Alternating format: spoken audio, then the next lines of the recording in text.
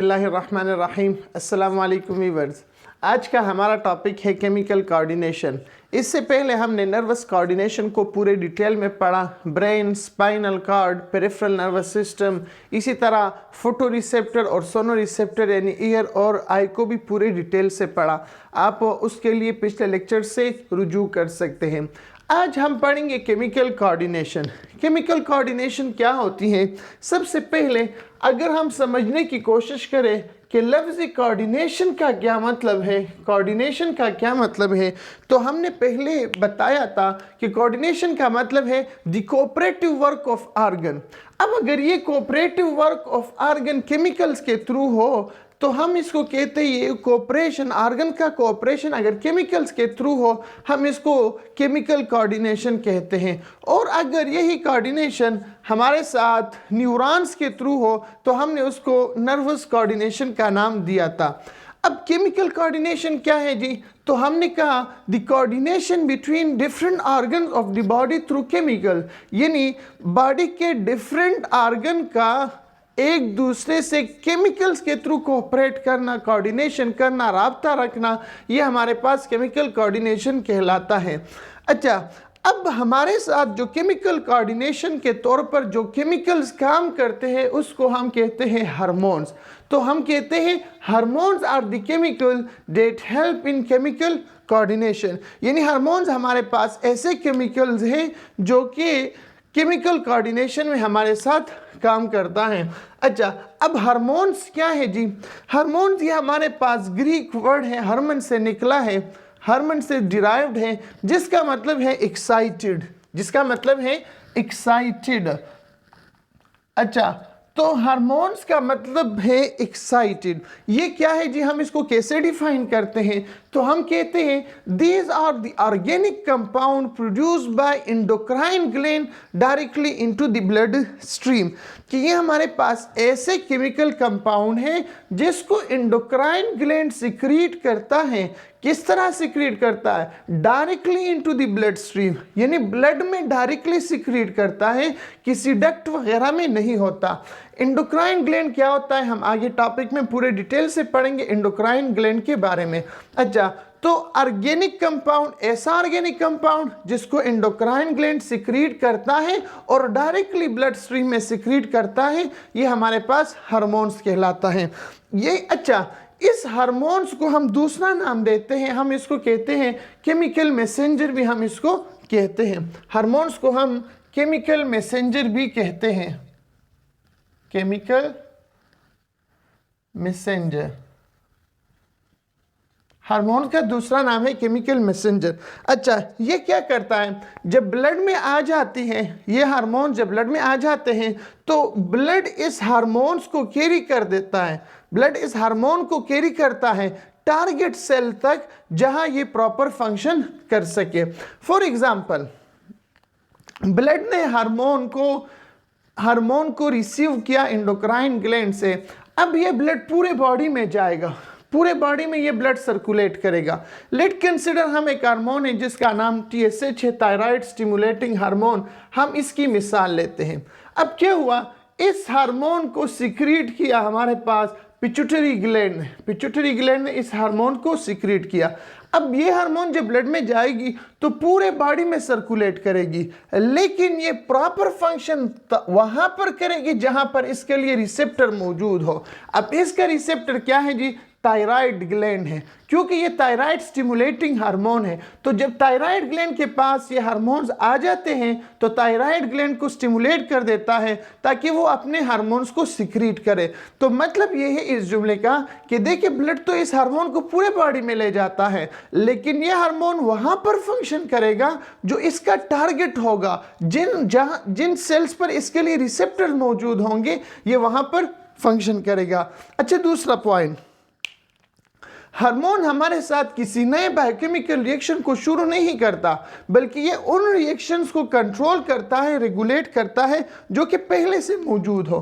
For example जी, अगर हम enzymes की बात करें तो एंजाइम हमारे पास कैटलिस्ट थे, वो केमिकल रिएक्शन को स्पीड अप किया करते थे, जबकि हार्मोन्स हमारे पास ऐसे रिएक्शन को रेगुलेट करता है जो पहले से मौजूद हो, सिर्फ उसको कंट्रोल करता है। अच्छा, मतलब क्या है इसका? देखिए, हमने पढ़ा था कि एंजाइम रिएक्शन के आखिर में हमें वापस मिल जाता है क्योंकि वो कैटलिस्ट है, जबकि हार्मोन्स की रिएक्शन में यूज हो जाते हैं।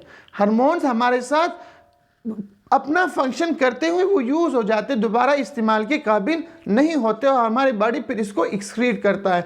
तो हमें ये पॉइंट समझ लेना चाहिए कि हार्मोन किसी नए रिएक्शन को रेगुलेट स्टार्ट नहीं करता, बल्कि वो रिएक्शन जो पहले से बॉडी में मौजूद है उसको रेगुलेट करता है। मसलन ग्लाइकोलाइसिस को या ग्लूकोनियोजेनेसिस को, इसको हमारे पास रेगुलेट करता है, स्टार्ट नहीं करता। ठीक है जी।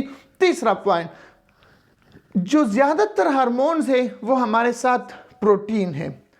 ज़्यादातर हार्मोन हमारे साथ प्रोटीन है। कुछ हमारे साथ फैटी एसिड डेरिवेटिव्स है, यानी स्टेरॉइड्स है। कुछ हार्मोन स्टेरॉइड है, जैसे प्रोजेस्टेरॉन हो गया, टेस्टोस्टेरॉन, ये हमारे साथ स्टेरॉइड है। जबकि ज़्यादातर हार्मोन हमारे साथ प्रोटीन्स हैं। इसमें हमारे पास कुछ पेप्टाइड्स भी होते हैं, लेकिन ज़्यादातर हार्मोन प्रोटीन और स्टेरॉइड्स हैं। दूसरी बात, हार्मोन ज़्यादातर उन फंक्शंस को कंट्रोल करता है जो लॉन्ग टर्म चेंजेस लाते हों। मसलन जी ग्रोथ को, अब ग्रोथ तो बहुत ज़्यादा टाइम लेता है, सालों में होता है, तो ग्रोथ को कंट्रोल करता है। इसी तरह सेक्सुअल मैच्योरिटी ये भी हमारे पास हार्मोन्स कंट्रोल करता है। इसके अलावा वो तमाम फंक्शन जो लॉन्ग टर्म चेंज हो तो वो हमारे साथ हार्मोन्स कंट्रोल करता है।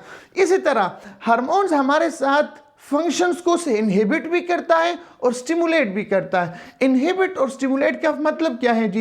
इनहिबिट का मतलब ये है जी कि हमारे साथ फंक्शन को रोकता भी है और फंक्शन को स्टार्ट भी करता है। फॉर एग्जांपल जी, हमने खाना खाया, अब खाना खाने से हमारे बॉडी में ग्लूकोज लेवल हाई हो गया।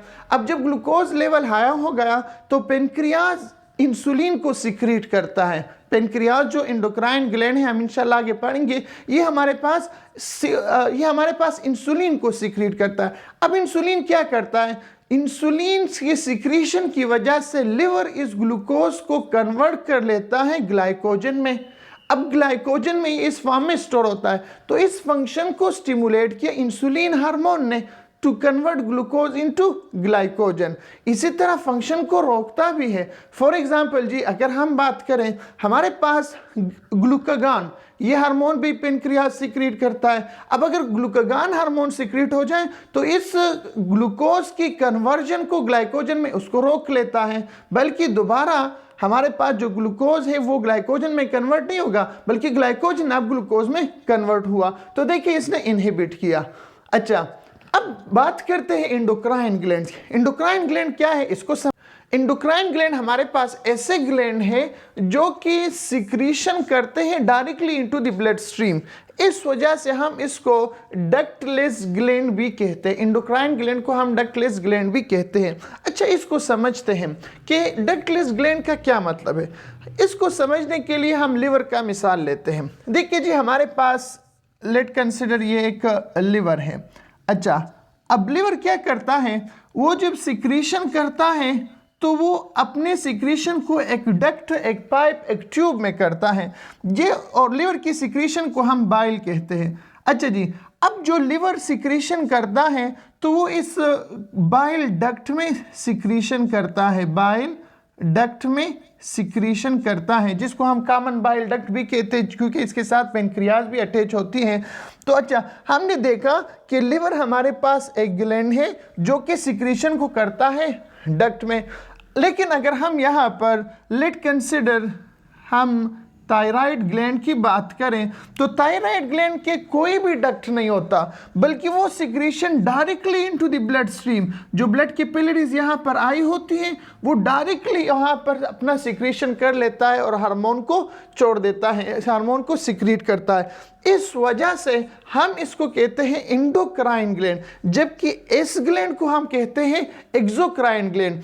इस लिहाज से हमारे साथ जो ग्लैंड थे इसके थ्री टाइप्स हुई, ग्लैंड्स के 3 टाइप्स हुए। कौन कौन सा? एक हुआ एंडोक्राइन ग्लैंड, जो कि आपको यहाँ मैंने बता दिया कि हमारे पास थायराइड ग्लैंड है, पिट्यूटरी ग्लैंड है, इसी तरह पिनियल ग्लैंड है, एड्रीनल ग्लैंड है, ओवरीज है, ये हमारे पास एंडोक्राइन ग्लैंड है। इनका सिक्रीशन किसी डक्ट में नहीं होता बल्कि directly into the blood stream होता है। जबकि जो हमारे दूसरा टाइप हुआ एक्सोक्राइन ग्लैंड। एक्सोक्राइन ग्लैंड की क्या है जी, जो कि एंजाइम सिक्रीट करता है या जिनकी जो सिक्रीशन होती है वो डक्ट में होती है, वो हमारे पास डक्ट में होती है, एक ट्यूब में होती है। जैसे सलाइवरी ग्लैंड हो गए, उनका भी डक्ट है। पेनक्रियास का जो एक्सोक्राइन फंक्शन करता है, एक्सोक्राइन ग्लैंड, उनका भी डक्ट है। जबकि एंडोक्राइन ग्लैंड, उनका कोई डक्ट नहीं है। तो 3 टाइप्स हुए, एंडोक्राइन ग्लैंड, एक्सोक्राइन ग्लैंड और तीसरा है हमारे पास हेट्रोक्राइन ग्लैंड। हेट्रोक्राइन ग्लैंड हम पेनक्रियास को कहते हैं। इंशाल्लाह हम आगे पूरी डिटेल से पढ़ेंगे कि पेनक्रियास हेट्रोक्राइन ग्लैंड क्यों है। अच्छा, तो हेट्रोक्राइन ग्लैंड का क्या मतलब है? हेट्रोक्राइन ग्लैंड हम उस ग्लैंड को कहते हैं जो हमारे साथ एंडोक्राइन फंक्शन भी करता हो और जो एक्सोक्राइन फंक्शन भी करता हो, हम उसको फिर एंडोक्राइन ग्लैंड, हेट्रोक्राइन ग्लैंड कहते हैं। अच्छा, तो हमें समझ आया कि एंडोक्राइन ग्लैंड वो ग्लैंड है जो डक्टलेस ग्लैंड हो, जो अपने सिक्रीशन को डायरेक्टली ब्लड स्ट्रीम में करती हो। दूसरा एक्सोक्राइन ग्लैंड है। एक्सोक्राइन ग्लैंड वो ग्लैंड है जो कि अपने सिक्रीशन को किसी डक्ट में करता हो या किसी ट्यूब वगैरह में करता हो, जैसे लिवर हो गया या सलाइवरी ग्लैंड हो गया। तो ये हमारे पास जो सिक्रीशन करता है वो ट्यूब में करता है, ये एंजाइम्स को सिक्रीट करता है। अच्छा, अब इस एंडोक्राइन सिस्टम की स्टडी को हम एंडोक्राइनोलॉजी कहते हैं। Study of endocrine system is called endocrinology. अच्छा, इसकी जो सिक्रीशन होती है, एंडोक्राइन ग्लैंड की सिक्रीशन को हम हार्मोन्स कहते हैं। अच्छा, अब ह्यूमन की अगर हम बात करें तो ह्यूमन में 20 different types of endocrine gland मौजूद हैं। इंशाल्लाह इनमें से कुछ हम पढ़ेंगे, पूरे को तो नहीं पढ़ेंगे क्योंकि क्लास 10 के कोर्स में जितने हैं हम वही पढ़ेंगे। साथ में हमने डायग्राम में डिफरेंट एंडोक्राइन ग्लैंड आपके पास बनाए भी हैं। हम इंशाल्लाह इसमें से पिट्यूटरी ग्लैंड को पढ़ेंगे, थायराइड ग्लैंड को पढ़ेंगे, एड्रीनल ग्लैंड को पढ़ेंगे, पेनक्रियास को पढ़ेंगे, ओवरी और टेस्टिस।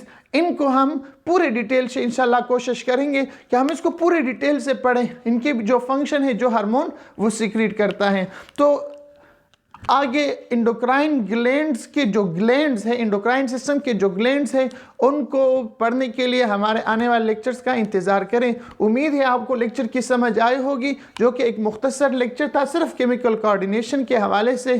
तो लेक्चर पसंद आने की सूरत में लाइक और सब्सक्राइब करना न भूलिएगा। Thank you. अल्लाह हाफिज़।